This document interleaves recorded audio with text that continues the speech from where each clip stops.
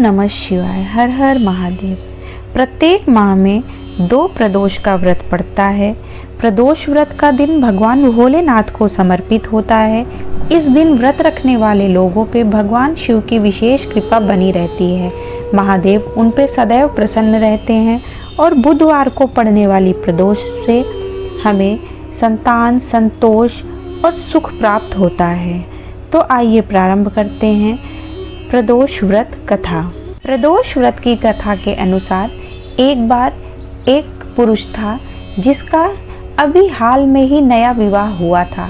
विवाह होने के बाद जब पहली बार उसकी पत्नी अपने मायके गई तो वो अपनी पत्नी को लेने के लिए ससुराल पहुंचा। वो अपने ससुराल में 2-3 दिन तक रुका रहा। ससुराल वालों ने उसकी खूब खातिरदारी की, खूब आव भगत की। फिर उसने सोचा अब मुझे अपने घर जाना चाहिए। ये बात सोचकर उसने लड़की के घर वालों से अपने जाने की बात कही। जब लड़की के घर वालों को ये बात पता चली तो उन्होंने उसे उस दिन जाने के लिए मना कर दिया, क्योंकि जिस दिन वो जाने की बात कर रहा था उस दिन बुधवार था और माना जाता है कि बुधवार का दिन शुभ नहीं होता। लड़के ने अपनी ससुराल वालों की कोई भी बात नहीं मानी और उनकी बात को अनसुना कर दिया। आखिरकार ससुराल वालों ने भी भारी मन से अपनी बेटी को और दामाद को विदा कर दिया। दामाद के साथ बेटी रास्ते में चलते चलते दोनों पति पत्नी बाहर पहुँचे। जब वो गांव के बाहर पहुँचे तो पत्नी को प्यास लगने लगी। तब पानी की खोज में इधर उधर भटकने लगा।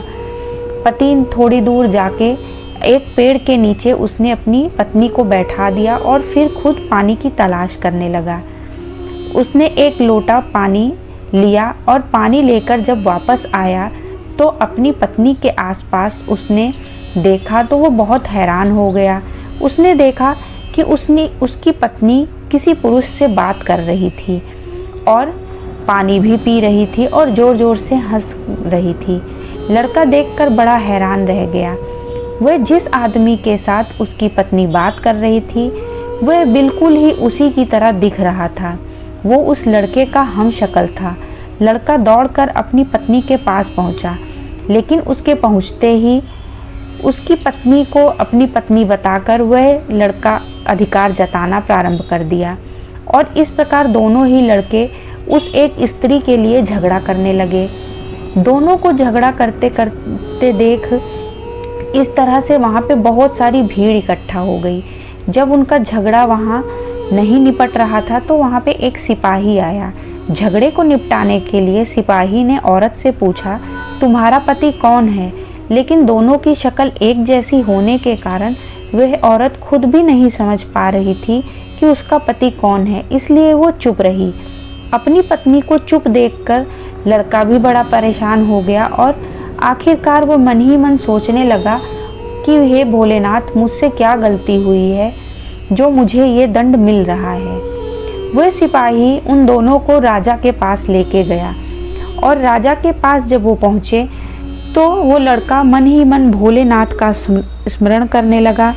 भोलेनाथ, मुझसे क्या क्षमा हुई है, मैं अपनी क्षमा की याचना करता हूँ। अपने ससुराल वालों की बात मैंने नहीं मानी, अपनी पत्नी को बुधवार के दिन विदा कराकर ले आया। हे प्रभु, किसी भी प्रकार से मुझे इस परेशानी से बाहर निकालें।